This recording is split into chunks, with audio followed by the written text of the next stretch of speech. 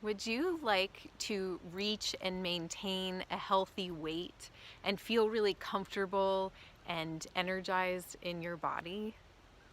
Do you feel critical of your body frequently, like you should look differently, and so you feel ashamed or guilty? Do you feel like if you looked different, you would have more possibilities in your life or feel more confident or take risks that you aren't willing to take right now? I'd love to share with you a little bit about how Ayurveda sees weight and weight loss and maintaining a healthy weight, because it's very different from how Western culture tends to look at weight. Right now, if you were to go to a doctor and say, I'm struggling with weight gain, please help me, you would probably get put on medications and maybe a diet, although lots of doctors don't actually talk to patients about what they're eating. But the sad truth is that a lot of people are just focusing on diet, on what they're eating, and that is a very small slice of the bigger picture of what's going on when there's weight gain and an imbalance in the weight. It could also be being underweight could be an issue for you too. The way Ayurveda looks at weight is that it's a kapha imbalance, so it's extra earth in your constitution. And earth element can come in no matter what your base constitution is. So vata, pitta, or kapha predominant constitutions can have extra weight gain. We see weight gain as an imbalance that is seeking protection. So if you have extra weight on your body, it's an energetic information about wanting a protective layer around your body. You're protecting yourself from something emotional, psychological, or even physical.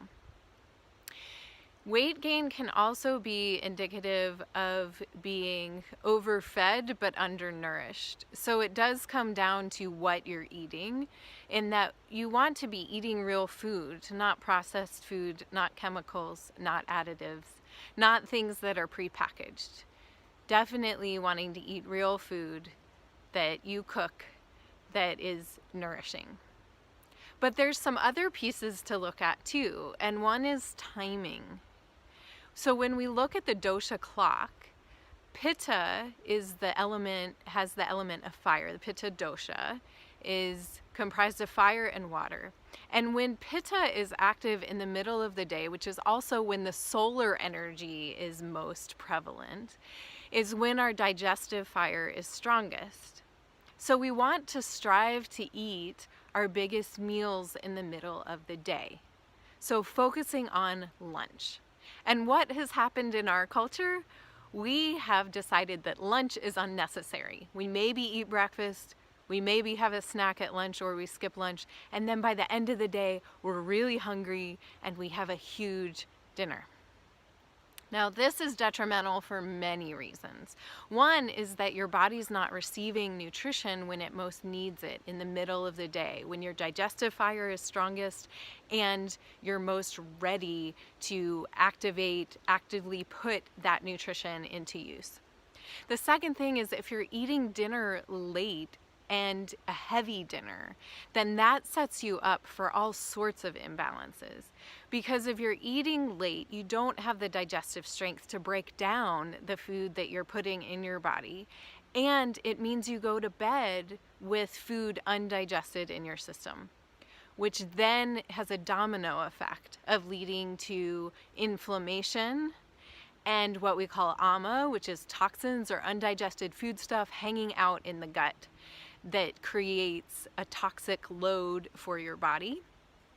And then that sets you up for further issues down the road if you don't clear the ama out of your system.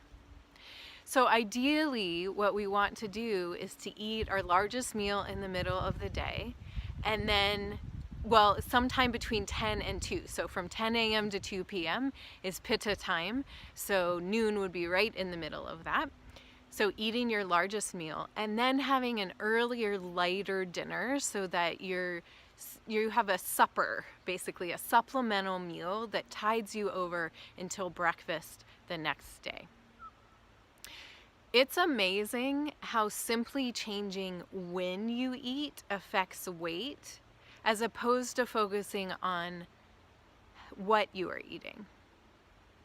And one of the things that we look at in the Vitality Circle is one of the habits is called Healthier Eating Guidelines. And Healthier Eating Guidelines is focused not on what you eat, but when, why, and how you eat.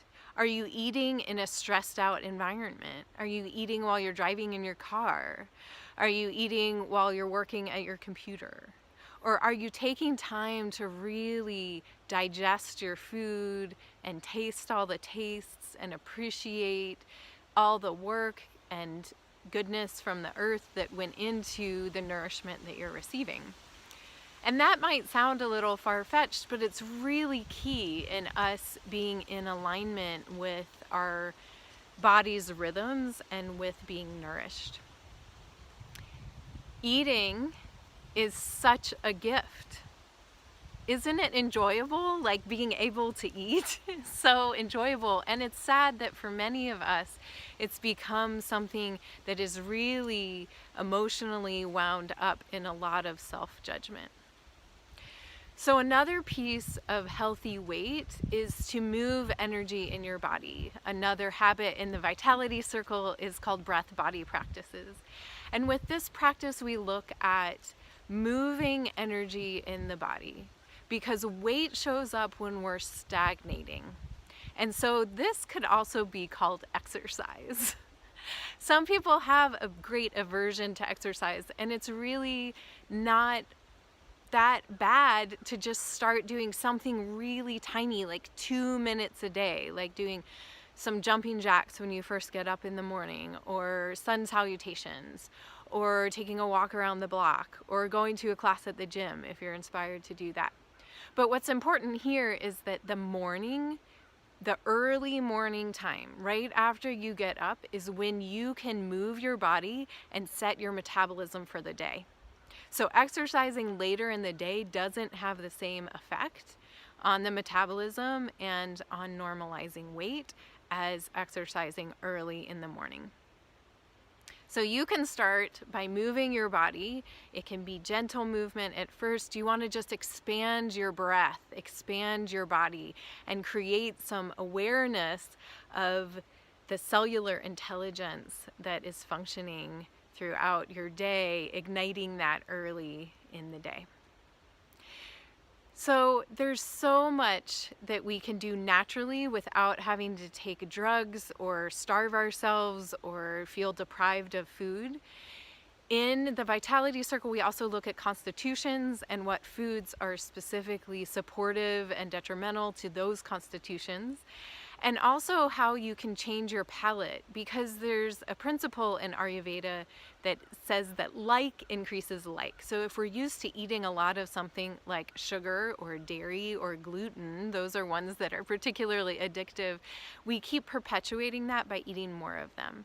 When we can bring in foods and tastes that balance those, we start to shift our palates away from craving the things that are causing us issues and move towards feeling like we can make healthier choices without having to rely so much on willpower. We want what's good for us. Over time, our palate shifts.